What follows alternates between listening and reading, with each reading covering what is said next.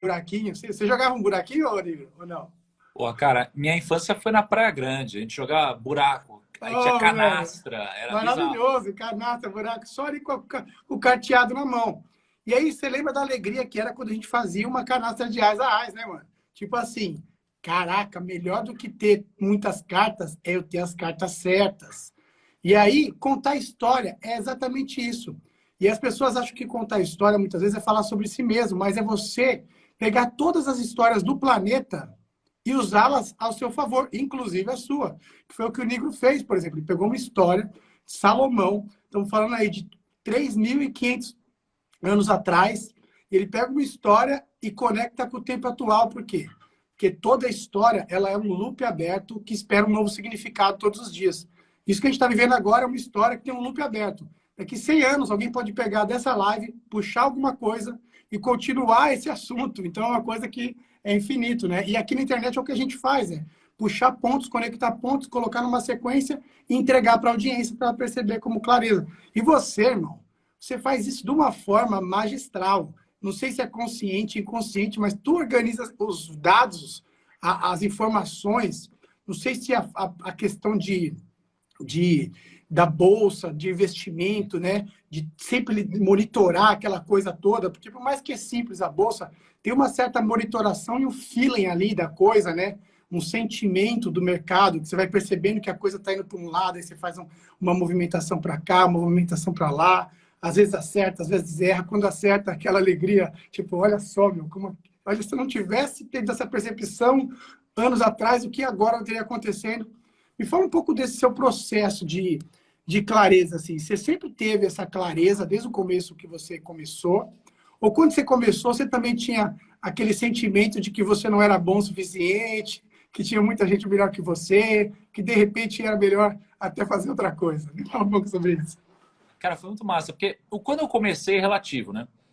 Porque eu tive, quando eu comecei, que eu era um agente autônomo de Sim. investimento, eu fui barman, garçom e tal, mas aí eu tive uma jornada em que aí, pô, aconteceu um monte de coisa na minha vida, eu comecei a produzir conteúdo na internet.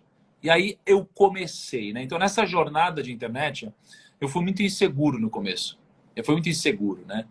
E o legal de eu falar que eu fui muito inseguro é que isso daqui já é um grande aprendizado para quem quer falar de storytelling. Porque às vezes a gente acha que a gente tem que ser perfeito na câmera e é pelo contrário. A vulnerabilidade é o que gera a identificação com o público. Porque todo mundo aqui tem algum tipo de insegurança, mas eu de fato fui inseguro, né?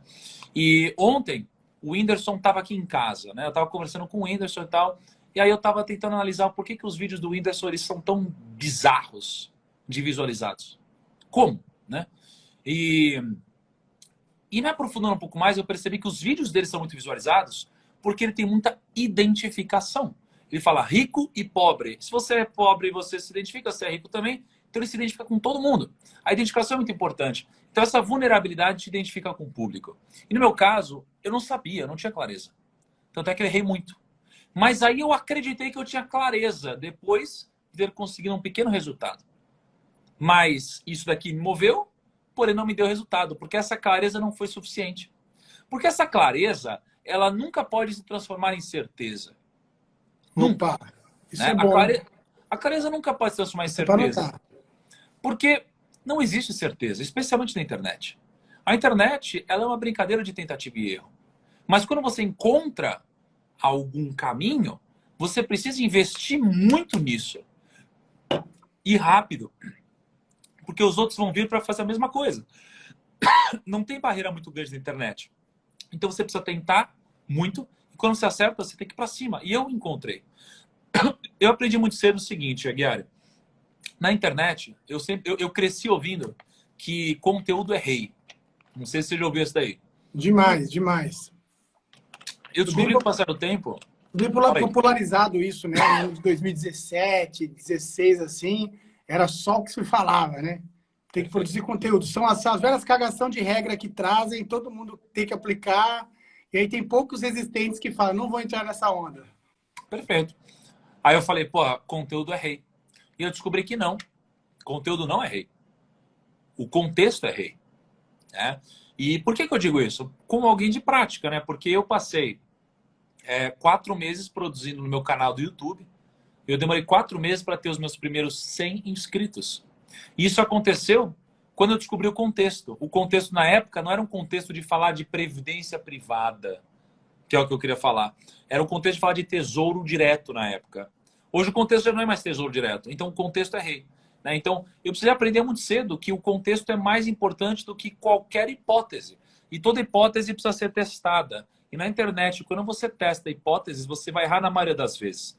Um dos conselhos mais errados que eu já ouvi na minha vida, e eu já ouvi muito conselho, e de gente muito grande, né? Eu em 2016 viajei o mundo, conversei com um monte de bilionário, e o conselho que eles me deram, muitos foram: Thiago, o segredo dos negócios é acertar mais do que errar. O segredo dos negócios, para mim, não é acertar mais do que errar. O segredo é fazer com que os seus acertos sejam muito potencializados, os seus erros sejam muito pequenos. E na internet eu acertei cedo. Quando eu acertei cedo, cara, eu precisei investir muito nisso. E aí eu precisei testar o tempo todo. Eu continuo testando o tempo todo. E aí quando a gente descobre alguma coisa, a gente investe, a gente cresce. É igual o desafio das 5, 6 da manhã. Deu Depois certo. virou um padrão, né? Você passa a ser o criador de padrão do mercado, né? Foi uma coisa muito legal que você sempre fez. Que eu lembro bem, como assim, quem não me conhece, eu estou no mercado de marketing digital desde 2014. E nos últimos 7 anos a gente fez mais de 120 lançamentos digitais. Vendemos aí mais de 400 milhões de reais na internet. Tudo utilizando storytelling como a base, né, para fazer isso. E toda vez, a galera, o papinho que rolava nos bastidores de marketing digital, que eu nunca frequentei muito, sou um cara que não vou em evento, não faço network, eu sou mais da caverna, eu gosto de ficar na caverna criando e produzindo, eu gosto de produzir, porque eu sempre fui produtor, antes do marketing digital, eu era produtor audiovisual, tinha um estúdio de música, música, produzia clipe, produzia documentário. Então, eu gosto de trabalhar, gosto de produzir, não gosto de ficar fazendo muito o social, não era muito a minha cara. Mas todo mundo ficava falando, ah, se o primo fizesse aquilo, se o primo lançasse assim, se o primo lançasse assado, eu tinha sempre muita convicção que eu via você sempre tendo um caminho muito certo de tipo, cara, estou construindo uma marca, velho. E para minha marca, isso aqui não cabe. Eu não vou fazer o que não cabe. Não me interessa que está na moda, que está dando dinheiro. Não estou preocupado com isso. Eu estou fechado com o meu projeto e eu vou executar meu projeto. Não interessa se vai vender 1 milhão, 10 milhões, 20 milhões. Na hora certa vai acontecer. E eu sempre vi essa postura sua, que eu sempre achei muito correta, porque não ia no embalo do que estava acontecendo, porque o nosso mercado de marketing também é muito embalista, né? Galera, agora a moda é isso, agora é aquilo. E eu nunca também fui de acordo com as tendências, pelo contrário, eu estava sempre pensando como é que eu crio a tendência. Como que é isso para você, assim, essa postura que você tem quando tem um monte de movimento externo acontecendo e você segue ali na sua firme convicção e vai que vai, entendeu? Como que é isso para você também? É natural ou é uma coisa que você foi desenvolvendo? Eu queria entender esse processo para desenvolver isso, porque duas coisas que eu vejo muito hoje, que está travando as pessoas completamente. Primeiro, elas se culpam demais o fato delas estarem inseguras de começar e não acharem boa o suficiente. E todo mundo é assim, todo mundo acha que não é bom o suficiente, até porque quanto mais você evolui, mais você cresce, mais você sabe que você não sabe. Então, mais a tendência é você ficar humilde conforme você cresce. Porque você tá falando, caraca, olha o mundo que eu descobri, e eu descobri que eu não sei nada, entendeu? Porque você cresce e aí você tem esse conhecimento. Então, assim, se você for lidar com isso, você vai lidar com a vida toda, porque daqui 10 anos, para os novos desafios, você vai falar, caraca, eu não sei nada. E aí mas aí você já está acostumado com isso, que eu acho que é o que acontece quando alguém consegue romper essa curva de gerar resultado, né? Você se acostuma com esse ambiente de estar confortavelmente desconfortável. Você fala, cara, é assim mesmo, é assim que as coisas funcionam. Esse é o mundo real, entendeu? Lá atrás, isso mexia muito comigo, eu ficava inseguro, evitava de fazer por causa disso. Mas agora, como isso se repetiu tantas vezes, e vai repetir até o fim da vida, eu vou executar isso. Então, primeira coisa é essa. E segunda coisa é a pessoa ir fazer coisas baseadas no movimento externo, no barulho das coisas que estão acontecendo e nunca conseguir seguir ali o seu plano, sabe? É aquele cara que não para com o dinheiro em conta. Em vez de seguir o plano ali e esperar, deu a crise, ele já move todo o dinheiro, tira tudo fora. E aí perde dinheiro na retirada. Daqui a pouco ele põe em outro lugar. Quando vai ver, o patrimônio do cara só vai derretendo. Por quê? Porque não consegue seguir o plano dele. Como que é isso para você? Cara, eu lembro que quando eu entrei na internet, né, faz uns 5 para 6 anos, eu fiz um projeto, foi um documentário, né? Eu tinha acabado de vender um escritório, tinha acabado de ganhar minha primeira grande bolada. E Foi um ponto de virada, né? Um ponto de virada financeiro importante. foi quando eu pude ter liberdade, fazer o que eu faço porque eu quero, não porque eu sou obrigado, né? Isso muda muito a sua performance. E aí eu comecei a viajar o mundo, né? E eu comecei a conversar com muitos bilionários, um monte de gente bem-sucedida. E eu lembro que eu estava num avião, eu estava em Washington, né? Eu estava com um amigo, um cara de marketing também. E aí eu disse para ele uma coisa que eu vou falar agora para a galera de marketing digital. Eu falei, cara, sabe qual é a minha diferença para a galera do marketing digital? Aí ele falou, qual? Eu falei, a galera do marketing digital, eu estou olhando só para o agora. Só para agora. Porque, convenhamos, uma vez que você domina as ferramentas do marketing digital, fazer dinheiro não tem lá o seu grande desafio. É sim você fazer um certo grau de dinheiro que é suficiente para você nunca mais trabalhar, quando você já tem o conhecimento. Sim. Só que no meu caso, o que eu disse foi como isso daqui é muito fácil hoje, porque de fato a barreira de entrada é pequena e hoje existe uma demanda muito maior que a oferta, as pessoas acabam caindo na tentação de olhar só para o hoje. E no meu caso é diferente, eu estou olhando para o amanhã. Eu estou olhando para os próximos 10 anos, 20 anos, 30 anos. Então eu sou capaz de abrir mão do resultado que eu vou ter agora para fortalecer a minha base, para criar autoridade, para fazer relacionamento com pessoas, para entrar de fato no outro mercado e depois eu monetizar de alguma forma, né? Então, quando você fala sobre essas modas do marketing digital, eu acabo não participando da maioria. Mas não significa que eu não acompanho as modas do marketing digital, né? Então, assim, eu acredito que tem 4 tipos de pessoas na internet. Você tem os copiadores. Os copiadores, eles ganham dinheiro no curto prazo, porque eles olham para você fazer um teaser maneiro, igual você posta no seu perfil, e falam, nossa, que teaser maneiro. Eles copiam, dá certo, mas depois para de dar certo. Sim. Você tem os replicadores, que eles copiam o seu teaser, só que chega uma hora que ele para de dar certo, aí você faz um teaser novo, eles copiam, ele dá certo, depois para de dar certo, mas ele sempre vai dar certo de alguma forma, num grau ínfimo, mas sempre vai ganhar o dinheiro. E você tem os aprimoradores. Os aprimoradores é onde você olha, por exemplo, o que outra pessoa está fazendo e você foca em fazer melhor e não fazer igual, né? O desafio da 5 e 6 foi isso que eu fiz. Eu tinha um amigo que fez, irmão, sócio hoje, o Joel. Ele fez um desafio de 5 e 6 e eu falei, cara, eu vou fazer melhor. E eu aprimorei. E aí que explodiu o desafio da 5 e 6. Porque eu aprimorei. E você tem os inovadores. Os inovadores, para mim, assim, eu não gosto de ser um inovador 100% do tempo porque é muito risco. Você pode passar 10 anos buscando uma inovação e nunca acertar. E quando você acerta, vem um aprimorador rápido, eu sou um cara rápido, eu pego essa inovação e faço melhor. Então, para mim, a melhor relação de esforço versus resultado é ser o aprimorador. Eu estou de olho no que o mercado faz em outros segmentos que não o meu, de finanças, e eu vejo o que essas pessoas fazem. Então, uma vez eu fiz, por exemplo, um evento no Ibirapuera, 20 mil pessoas, e eu peguei como inspiração um evento de League of Legends, de videogame, e trouxe para o nosso mundo de finanças. Então, eu tô ligado no que está acontecendo e eu foco em... A famosa modelagem, né? Uma modelagem, né? Você está modelando, não está copiando nem replicando, está modelando aquilo para uma outra realidade. Exatamente, exatamente. Então, esse é meu foco, é aprimorar e, cara, o maior erro que eu acho que o pessoal de marketing digital comete hoje é se entregar ao resultado factível de acontecer no curto prazo. A minha cabeça é totalmente diferente. Invisto muito no meu relacionamento, invisto muito no meu brand, na minha autoridade, no conhecimento, na produção de conteúdo, na solidez. E a venda é uma consequência, porque eu quero vender por 50 anos. Eu não quero vender por um ano. Arregaça. Eu poderia fazer uma promessa muito agressiva agora e faturar talvez, sei lá, 50 milhões de reais, 100 milhões de reais, não sei. Poderia fazer uma promessa dessa, mas eu venderia só uma vez. Eu não quero vender uma vez. E não está conectado com aquilo que você sabe que é verdade, né? Porque o que eu mais achei incrível foi na sua narrativa, porque no mercado financeiro, eu fiz muitos lançamentos no mercado financeiro, acho que uns 40, né?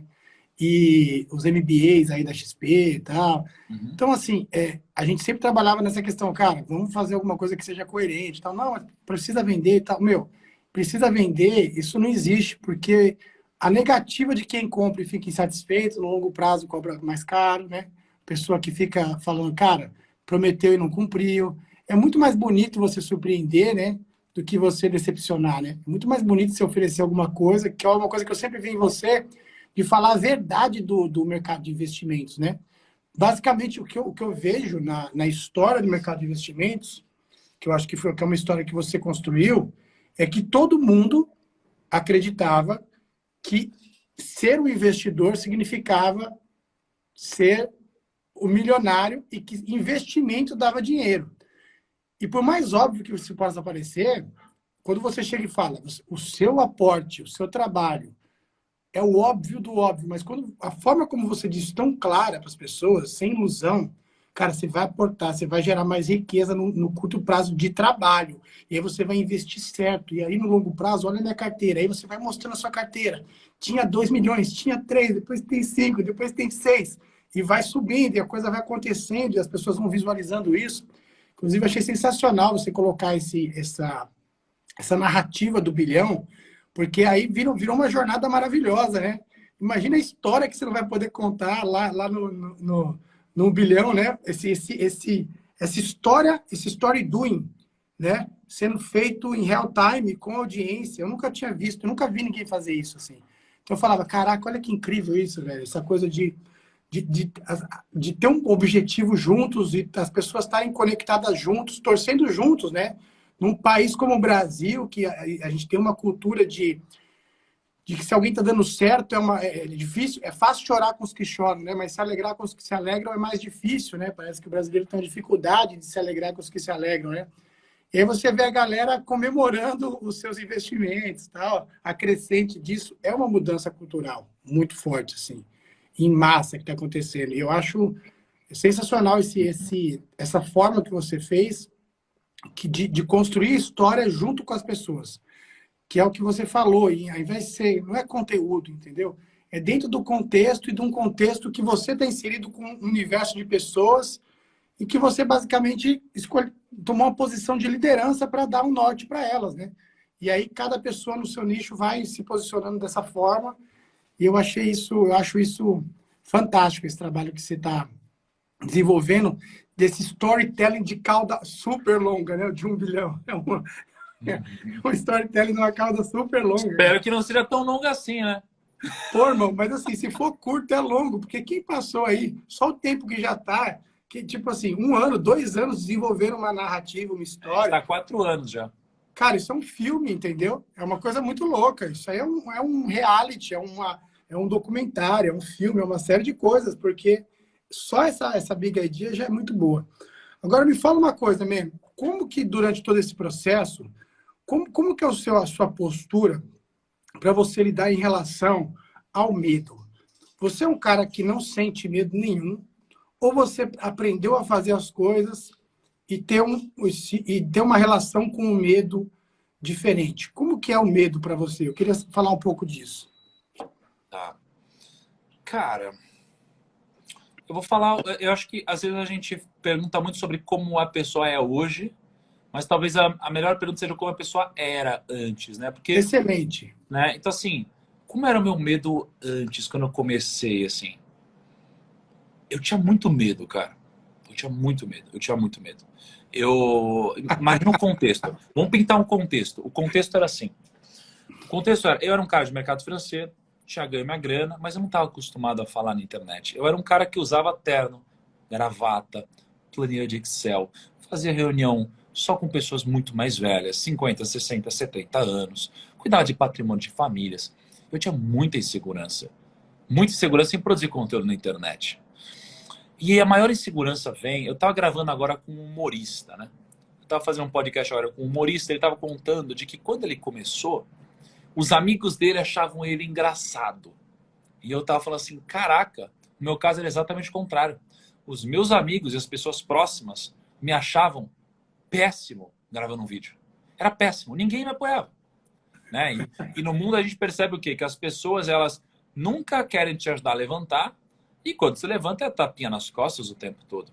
Então eu me sentia muito inseguro. Eu não sabia fazer, não sabia me comunicar tão bem, eu não sabia se era tão bom quanto eu, sei lá, gostaria de ser.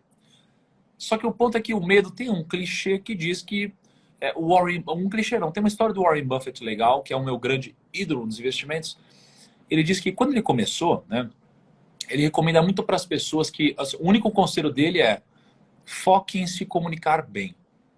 O maior conselho do maior investidor de todos os tempos não tem a ver com investimentos, tem a ver com comunicação. E aí ele diz, foque em se comunicar bem. E aí ele era muito ruim de falar em público, de fazer palestras, né? E aí ele fez um treinamento na época com o Carnegie, né? O Dale Carnegie, do Fazer Amigos e Influenciar Pessoas, né? Como fazer amigos e influenciar pessoas. E aí ele diz assim que ele tremia quando ele falava num palco. Ele tremia, cara. E ele não queria parar de tremer. O que ele queria era conseguir falar enquanto ele tremia. Tá? Então esse era o Warren Buffett. E no meu caso, cara, eu deixo o meu primeiro vídeo do YouTube até hoje para que as pessoas possam enxergar como eu era gravando o vídeo, como era a minha comunicação. Então, como eu era inseguro, como eu não me comunicava tão bem, o quanto eu não sabia exatamente o que eu estava fazendo. Mas eu fiz. Então tá lá, um vídeo de 5 anos atrás para as pessoas verem eu apresentando meu canal no YouTube. Olha, eu sou o Thiago, eu tenho um propósito, não sei o que lá. Bizarro. Então eu tinha muito medo. Mas eu fiz, cara. O ponto é, o medo é igual você parar o seu carro na ladeira, quando você está tirando sua carteira de motorista, um carro manual, e aí você puxa o freio de mão, e agora você precisa sair com o seu carro. Cara, dá um medo bizarro de o carro voltar para trás. Né? Bizarro. Só que hoje passou, você nem sente mais. Então o medo funciona dessa forma. Hoje eu tenho a consciência disso. Então mesmo com medo eu faço. Naquela época, eu tinha muitos momentos que o medo me paralisava, e às vezes eu sabia que eu tinha que seguir em frente. Consegui. Hoje, a minha relação com o medo é diferente. Eu falo, pô, já fiz live para 150 mil pessoas, 100 mil pessoas, fiz evento para 20 mil pessoas, mas eu fico borrado até hoje quando eu subo num palco para 1000 pessoas. Só que eu subo. Entendeu? A galera acha que isso não acontece. A galera acha que isso vai acontecer com, tipo assim, com as pessoas que estão bem-sucedidas. Elas acreditam que quando chegar num certo estágio, essas coisas mudam, né? E, na verdade, não muda nada, né? Tipo assim, eu não durmo quando eu tenho que palestrar um dia em algum lugar, no dia seguinte. A noite anterior, não consigo dormir, assim, de tanto que eu fico, meu Deus, meu Deus, meu Deus. E eu tô com aquele conteúdo de trás para frente dominado. Não é por causa do conteúdo, não é por causa de nada disso. É uma coisa que você fica assim, inexplicável. Mas depois, quando você performa, você vê que toda essa tensão que desagou na performance do palco, foi ela talvez o grande coach da performance do palco, né? Porque ela vai gerando uma tensão que a hora que você solta tudo isso gera uma pressão e impacto nas pessoas que estão lá, que fica muito mais humano o seu conteúdo do que você sem chegar lá, tipo assim, na maior frieza do mundo, como se aquilo não tivesse muita importância, né? Então você passa a ter uma... Eu vejo muito o seguinte, Nigo, o brasileiro, naturalmente, ele tem uma dificuldade de comunicação, porque ele comunica muito com o estômago, com a emoção, entendeu? Então, assim, ele não quer machucar a pessoa, então ele dá uma volta para falar um negócio. Uma volta, o nível de prolixidade, eu era assim. Você pega uns vídeos meus de 2007, meu pai amado. Eu dava uma volta, quando eu ia ver, eu estava falando de outro assunto, já tinha emendado outro e não respondia a pergunta. Era uma prolixidade que o pessoal fala, como é que pode? Eu falo, gente, eu fui buscar a clareza, eu fui aprender storytelling, fui aprender por necessidade. Clareza como modo de sobrevivência, porque eu era o cara mais confuso que eu já tinha visto na vida. O pessoal falava, não é possível, cara, como assim? Por quê? Porque a gente, diferente do americano, que é muito resposta curta, direta e sem fazer curva, né? Ah, tal, na lata. O brasileiro não, ele não quer machucar a pessoa, então ele tem a dificuldade de ter conversas difíceis, ele não tem estômago para isso, ele vai deixando subentendido, empurrando com a barriga, ter essa dificuldade de comunicação. E o que isso fez? Fez com que várias pessoas que têm uma boa mensagem, têm uma boa intenção, não se colocassem diante da exposição. Ficassem tipo, cara, vou deixar para lá. Né? E aí você vê hoje, eu penso muito assim, se hoje a gente tem muitas vezes, né, muitas mensagens só sobre coisa negativa, a gente falando sobre lá, é porque os bons não se levantaram, né? O Martin Luther King dizia isso, né? Que o que preocupava ele não era o grito dos maus, era o silêncio dos bons. Porque às vezes a pessoa tem uma boa intenção, tem uma boa mensagem, sabe? Tá de coração ali querendo fazer aquilo, mas está sendo paralisada porque ela fica dando voz a isso, que ela não é boa o suficiente. Sim, você não é bom o suficiente naquela época, mas você vai ser lá na frente. E você vai olhar para trás e vai dar risada disso. Mas você não é bom mesmo, e ninguém é, entendeu? Tipo, te alivia o fardo, porque o que você vai passar para fazer, todo mundo que chegou onde chegou, tipo, o Negro, 150 mil pessoas numa live, eu nem sei se isso já aconteceu às 5 da manhã, né? Era 5 da manhã, né? Como é que pode? Esse dia foi de noite. Esse dia Foi de noite? Mas você fez um número bem absurdo, 5 da manhã também, não foi? É, Quantos já mil fez foi? uns 80, 90 mil pessoas. Não, 90 mil pessoas às 5 da manhã, velho. É um negócio, assim, descomunal. E quando começou da mesma forma. E quando vai subir num palco para dar uma palestra, nós somos todos humanos e nisso a gente se conecta. É aquele frio na barriga, é aquela insegurança, é aquilo tudo mais, mas conforme você consegue começar a lidar com isso de uma forma mais natural, entendendo que é normal, você começa a olhar para o risco, né, de uma forma moderada. Você começa a saber flertar com o risco, né? Igual investimento, né? Tem que ter uma partezinha ali, né? Uma pequena porcentagem, que é a porcentagem do risco ali, que você tá disposto a perder ela, mas também se der certo vai dar bom, mas é uma pequena porcentagem. Tem um... Pô, eu passei a ler a Bíblia, né? Especialmente o livro dos Provérbios, nos últimos 2 anos. E tem um conceito, eu li ela inteira algumas vezes, e em inglês tem um termo chamado Hevel, né? Lá em Eclesiastes. E Hevel é uma coisa que não tem tradução para o português, né? E tem um pouco a ver com como a gente lida com medo para mim. Tem me ajudado ao longo dos últimos 2 anos. Hevel, ele não tem a tradução literal para o português, mas ele é como uma nuvem, né, Aguiar? Então, imagina, você vê a nuvem, você sabe que ela está lá, mas se você tentar pegar, você não consegue pegar. Então, o que é Hevel também? A nossa vida. A nossa vida é Hevel, né? Então, o que esse conceito nos diz sobre a vida e sobre o medo? Ele diz o seguinte, que a gente não deve levar a vida tão a sério. Porque se a gente tem um grande fracasso na vida, a gente leva esse fracasso muito a sério, a gente vai acabar com a nossa vida de fato. A gente não vai conseguir seguir em frente. A gente vai entrar numa depressão profunda, a gente não vai conseguir levantar de novo. A gente vai confundir o ter fracassado com ser um fracassado. Então a gente não pode levar isso tão a sério. E, por outro lado, a gente também não deve levar o sucesso material tão a sério. Eu conheço muitas pessoas que ficaram muito ricas e se tornaram ostentadoras. Quando você ostenta, você ama as coisas e você usa as pessoas, né? E você atrai para próximo de você pessoas que também amam as coisas e usam as pessoas. E em algum momento, no primeiro vacilo, elas vão te usar. Então, qual que é o ponto? Se a vida ela é injusta, naturalmente, ou seja, pessoas que fazem o mal acabam muitas vezes conseguindo o bem, e pessoas que fazem o bem acabam tendo um resultado negativo, por que eu vou me importar tanto assim com a vida? A vida é Hevel, não leve a vida tão a sério. Então, quando eu comecei a levar isso em consideração, e juntei isso com os princípios do estoicismo, de que eu só devo focar no que eu posso controlar, e no resto, whatever, eu comecei a levar a vida de uma forma mais leve. Então, quando eu vou fazer qualquer coisa, eu penso, cara, para que eu vou levar tão a sério isso? Isso aqui me tirou um peso das costas, me tirou uma bola de boliche que era amarrada à minha perna. E em toda reunião, em todo lugar que eu ia, ela ia junto comigo. E agora eu fiquei muito mais leve, porque eu simplesmente ligo menos para as coisas, especialmente as materiais. Então, se você tira isso e leva esse conceito para a sua vida, eu acho que você enfrenta melhor o medo. Sensacional, sensacional. A gente eu tenho falado muito isso com a galera sobre, tipo, os bons, eles têm hoje uma opção na internet que antes não era acessível para todo mundo, né? Então não adianta você ficar reclamando em casa. Não tem mais espaço para a pessoa que fica reclamando em casa, falando, se queixando. Por quê? Porque antes, se você quisesse ter qualquer tipo de sucesso no que diz respeito à mídia, você estava na dependência da rádio e TV. Então, ou você dançava a dança deles, ou você não tinha espaço. Quando eu trabalhava com produção musical, chegava nas gravadoras, nas rádios, nas TVs, e falava, o que está tocando é isso. Ou você faz isso, ou você está fora do jogo. Aí vem a internet e começa a dar voz às boas mensagens, né? Pessoas que conseguem, como o Primo, uma mensagem usando o marketing como um meio, não como um fim, mas usando as ferramentas como um meio de, o fim, educar o brasileiro financeiramente, conduzir a vida das pessoas para mais clareza em relação a finanças, em relação à própria vida em si, né? A modo de viver, qualidade de vida, valores, princípios, e a internet entregando o conteúdo dele, entendeu? E ele crescendo, crescendo, explodindo, 150 mil pessoas numa live, milhões de seguidores. Isso, se mostrassem esse cenário para mim há 10 anos atrás, eu ia falar, é impossível isso de acontecer. Impossível, isso é um milagre que a gente está vivenciando aqui.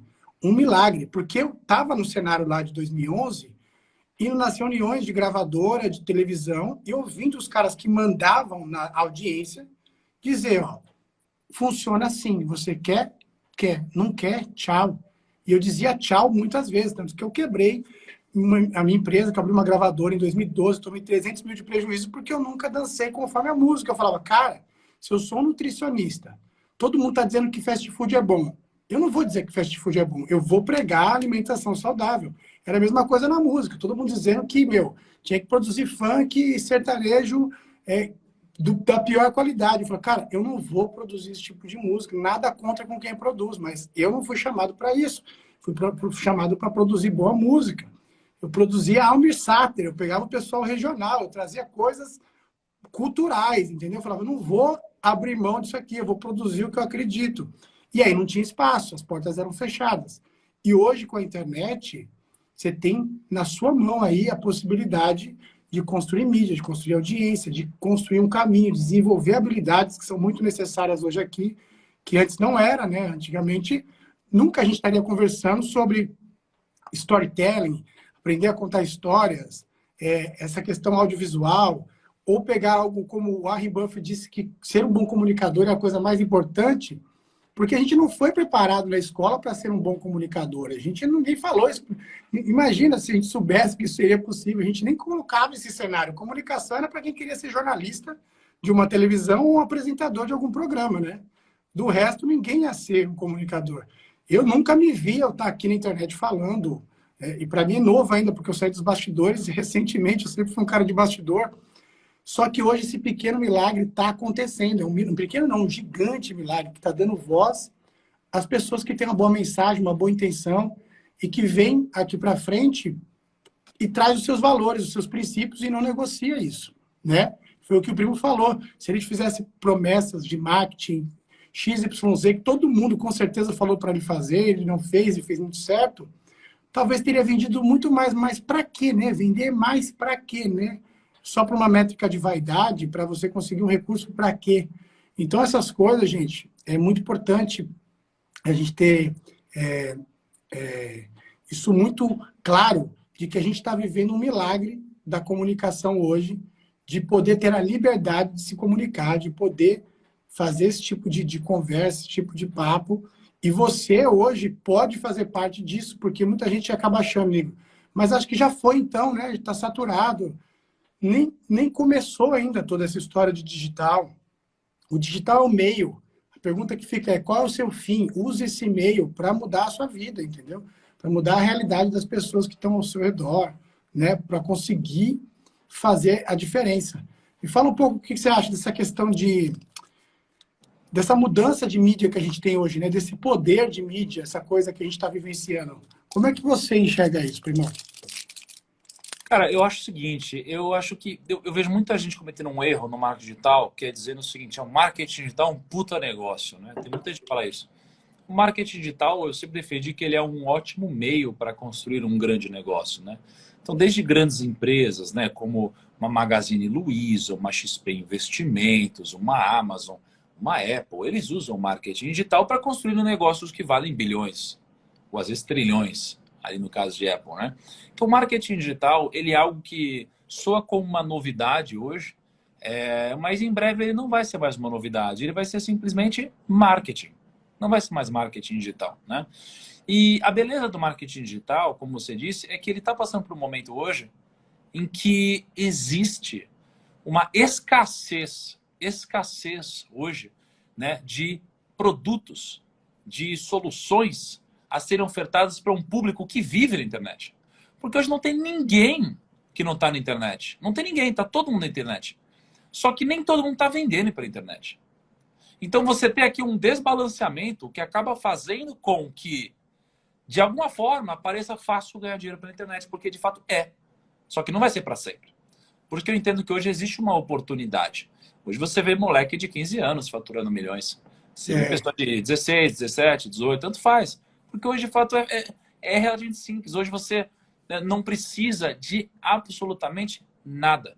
Antigamente, os mais famosos do Brasil, eles tinham que ter uma emissora por trás, tinham que ser da Rede Globo. Hoje você não tem mais um intermediário. Hoje você tem uma tendência global de desintermediação. Você cria um TikTok e uma menina tem 100 milhões de seguidores no TikTok. Você cria um Instagram e você consegue ter milhões de seguidores também. Você cria um YouTube, você produz vídeos da sua casa, você também cresce e comunica com a sua audiência de forma nichada. Então os dados e a internet permitiram que a gente acessasse um nicho, né? Isso daí fez com que a gente pudesse crescer sem intermediário com custo baixo. Então eu realmente acho que hoje a gente passa por um momento bizarro, é um momento que não deve acontecer por muitos anos. Porque você pega nos Estados Unidos, por exemplo, muita gente lá fatura muita grana, Sim, mas é outro lá, mercado. né, todos os anúncios, tudo que acontece já está ficando cada vez mais caro. Por quê? As grandes empresas já estão vindo para a internet. Aqui no Brasil, é claro que todas as grandes empresas já vieram de alguma forma, mas uma grande verba ainda está na TV. Então essa verba, em algum momento, vem para a internet e aumenta todo o seu custo e a competição. E hoje a nossa moeda mais importante é a atenção. Se alguém está aqui na live agora, essa pessoa não está vendo outra coisa, porque está aqui na live. Né? Então a atenção é uma competição muito grande. Então por isso que eu acho que hoje existe uma oportunidade bizarra no marketing digital, na internet, no marketing, no storytelling bem feito. Que, aliás, uma das piores coisas que eu vejo hoje é as pessoas achando que estão fazendo storytelling, mas na verdade só estão fazendo promessas vazias. Então assim, acho que isso Total. aqui é uma coisa bizarra também.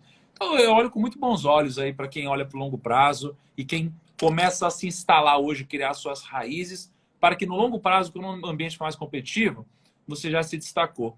Né? E todo o ecossistema acaba remando para a sua direção. Aqui nos Estados Unidos, para você ter uma ideia, já tem, assim, dá para você fazer uma campanha aqui que você vai pagar 40, 50 dólares, 30 dólares numa lead, entendeu?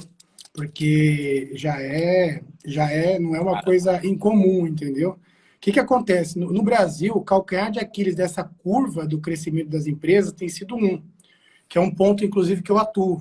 Qual que é o desafio?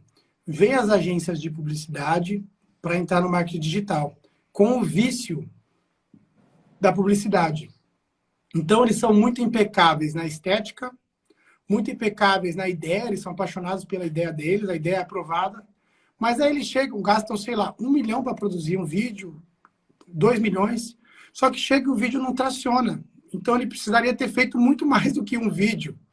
E aí, o que acontece? E aí, no primeiro dia, a resposta da campanha é, ó, tá ruim a campanha, entendeu? Porque antes eles não tinham isso, eles faziam, colocavam na TV, a TV não metrificava, não entregava um dado em algumas horas, dizendo se aquele vídeo foi ou não. E aí, esses caras que são mais engessados da publicidade, eles estão travados nisso, eles não sabem como fazer. Igual, que é o que eu consigo fazer, por exemplo, porque, como eu venho do audiovisual, eu uno a estética, o conceito, com uma narrativa que eu sei que vai pegar na internet, que vai funcionar, que vai dar atração, que vai dar conversão, que vai dar custo lead baixo, que vai dar volume de lead por dia, né? E os caras não sabem fazer isso, e ninguém ensina isso, né? Não tem onde você aprender, não tem um livro que você vai ler que vai ensinar exatamente isso, porque é uma coisa que não foi vivido ainda na história, né? Essa transição. E o Brasil está mais tardio nessa questão dos investimentos das empresas, porque os processos das empresas são muito burocráticos. Então, eles têm um contrato fechado com a agência de publicidade. Essa agência está lá fechada, um contrato tipo, às vezes, ad eterno, que tem todo um esquema, né, entre a agência e a empresa. Aí a agência é muito engessada para o formato, para o molde da internet hoje. Por mais que eles queiram dar uma de moderninha e cool, ainda é muito engessado. E aí vem um cara com um vídeo com o celular, que faz um vídeo rápido e converte mais do que um filme de 1 milhão, entendeu? E aí os caras ficam sem entender nada. Porque falam, velho, a gente fala, meu, olha o que a gente investiu nesse filme. Como que consegue o híbrido das coisas, né? Como é que faz o blend entre uma produção audiovisual nível A, para manter a estética da marca, e a conversão para que o vídeo seja entregue e seja espalhado na rede. E é onde está travando. A hora que destravar isso, o nosso custo a barreira de entrada do mercado vai aumentar muito, porque dinheiro as grandes empresas têm. Mas só que por dinheiro e não conseguir metrificar o retorno é onde dá uma segurada no orçamento e os caras estão batendo cabeça. Eu conheço muito cara de agência, de publicidade, ajudo alguns, e aí é sempre na mesma tecla. Tipo assim, cara, a gente fez um filme, o filme tá lindo, mas deu mal aqui o filme não tá indo bem, não. Cara, o que eu aprendi é que o dinheiro, ele compra a audiência, mas ele nunca compra engajamento. E o engajamento é o que vende, né? É, Então, assim, cara, hoje o mundo está com excesso de liquidez. O dinheiro não é mais um problema, né? Às vezes a gente pensa, mas eu não tenho dinheiro. Tá, mas eu tenho muita gente que tem. Então, assim, hoje tem muita liquidez no mercado. E o dinheiro, cara, ele inunda tudo, né? Como que a gente pode dizer que hoje eu consigo me comunicar mais do que a maioria dos grandes bancos no país? Na minha casa, sentado, aqui, no meu escritório, com um celular. Como? Né? Então, assim, não é sobre o dinheiro. É sobre a criatividade, é sobre inovação, é sobre algoritmo, é sobre o contexto, é sobre storytelling, é sobre a chamada, é sobre enredo, é sobre engajamento, não é sobre o dinheiro, né? fantástico. Agora me diz uma coisa, primão. Se você fosse começar hoje do absoluto zero, com nenhum... Eu sei que é até difícil a pergunta, mas você não tem o conhecimento que você tem. Porque com o conhecimento a gente sabe que o maior ativo que a gente tem é o conhecimento, investir em conhecimento. Porque quando você sabe fazer de novo. Né? Eu fiz 121 lançamentos e todos, basicamente todos deram muito certo. E por quê? Porque eu criei um processo para fazer e tudo mais. Você também já investiu, então, você pegar hoje e começar a construir um patrimônio para alguém do zero, esse patrimônio vai ter um direcionamento, porque você tem conhecimento a respeito disso, internet também. Mas, num campo imaginário, você não sabe nada, não tem conhecimento de nada, e você decide começar. O que você faria hoje se você fosse começar do absoluto zero para conseguir ter uma exposição na internet e transformar algo na internet em um negócio? Mas isso é se eu não tivesse nenhum conhecimento? Zero. Você tem que buscar alguma coisa. Qual seria o conhecimento que você iria buscar para aprender, por exemplo? Não sei nada. Estou do zero absoluto. Tá todo mundo confuso, porque hoje a galera entra na internet e não sabe nada. E aí ele não sabe, tipo, o que eu aprendo primeiro? Então é isso, aquilo, outro. O que é importante? Cara, se Baseado na fosse sua hoje, experiência. tá, se fosse hoje sem conhecimento,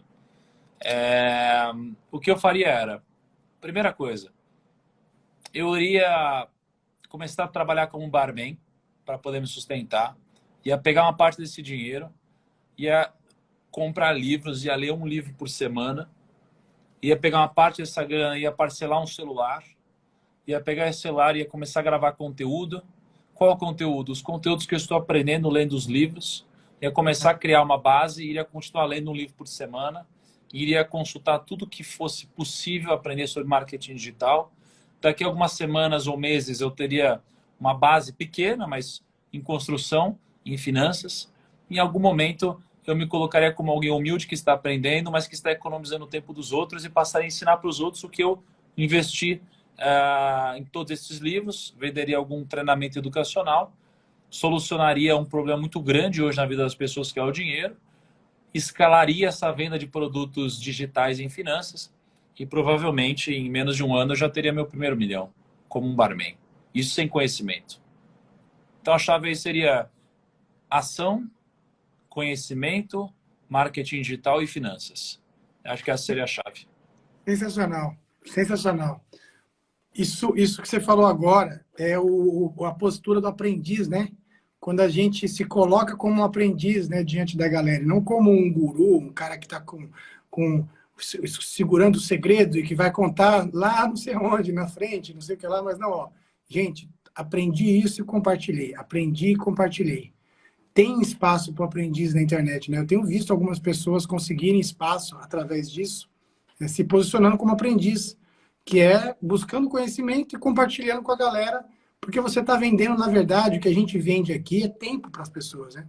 Quando a pessoa para uma hora para escutar uma live com a gente, ela fala, estou economizando tempo, porque o que eu aprendo em uma hora, talvez eu demoraria meses para aprender. Então, a gente vende tempo. Quando você compra um curso online, quando você investe em qualquer coisa que seja, um MBA, o que for, você está comprando tempo. Você quer aprender com as pessoas que já fizeram, para que você consiga, de uma forma muito mais rápida, muito mais direta, e sendo que alguém já fez, alcançar aqueles mesmos resultados, né? E aí, quando você faz isso, a coisa muda completamente, porque você passa até a confiança das pessoas, né? E quando você tem a confiança das pessoas, as pessoas compram qualquer coisa de você, né? Elas confiam em você, porque elas sabem que você não está enganando elas. A grande coisa aqui na internet, né? Quem está fazendo, é quando o cara olha para você e fala, caramba, esse cara não está me enganando, esse cara está falando a verdade para mim. Nossa, eu vou dar um voto de confiança. E a pessoa dá um voto de confiança e você não decepciona ela, isso vai se potencializando cada vez mais, né? É uma coisa sensacional. Cara, e assim, a gente não necessariamente a gente vai conquistar a confiança rápida das pessoas, né? Porque olha só, quando eu comecei na internet, eu vendi um treinamento, né? E esse treinamento foi super difícil de fazer, eu demorei meses para fazer, foi bizarro, assim. E eu vendi zero. Zero pessoas compraram de mim um treinamento, assim. Aí Que ano passaram que foi vários... isso? Que ano que foi isso? Que ano Cara, que foi isso? foi 2016, talvez, 2016, por aí, E final qual de foi o 2016. sentimento? Qual foi o sentimento quando você vendeu zero? Ah, cara, foi o sentimento de que, puta, deu algum problema na plataforma, não é possível. Fiquei chocado. Eu falei, e foi bizarro, porque a minha expectativa era de que, sei lá, eu ia apertar um botão e ia ficar rico, assim, né? Mais rico, né, na época. Mas não aconteceu nada. Aí passou um tempo, falei, quer saber, vamos dar o produto. Aí eu vendi uma espécie de uma consultoria, não é consultoria, mas uma espécie de uma consultoria de previdência privada para as pessoas por R$ 1. Falei, pô, por R$ 1. Eu fazia uma assessoria de investimentos com os meus clientes na época, assim, clientes milionários e tal. Pô, eu não vou vender por R$ 1. E aí eu fiz um produto desses. Eu vendi zero de novo. Meu Deus! Foi bizarro. Aí eu falei, cara, quer saber? Eu vou fazer uma coisa bizarra, vou investir uma grana mesmo. Investi R$ 1 milhão no produto para fazer um documentário, uma coisa bizarra, viajei o mundo. E aí eu abri para vendas, chorei, cara, não vendi nada. Assim, fiquei quase que no preju, assim. Falei, não é possível. E aí eu continuei. Aí O depois código da riqueza, isso, não foi? foi o código da riqueza, exatamente. Eu lembro Foi disso. lindo produto, lindo, Eu lembro. bonito e tal.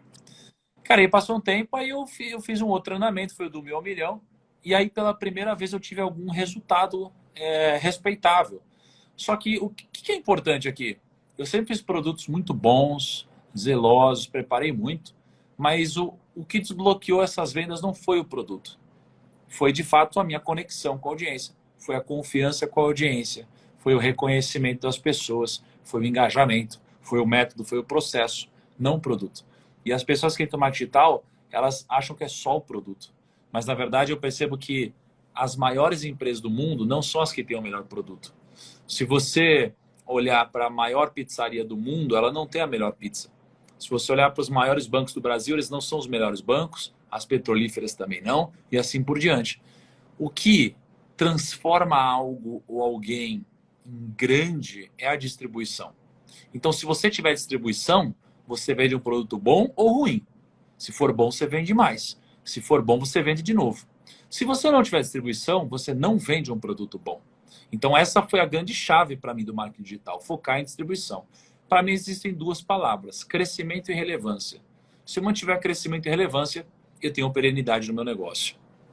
Eu costumo falar que as pessoas não compram os melhores produtos, né? Elas compram as coisas mais simples também e mais fáceis de entender.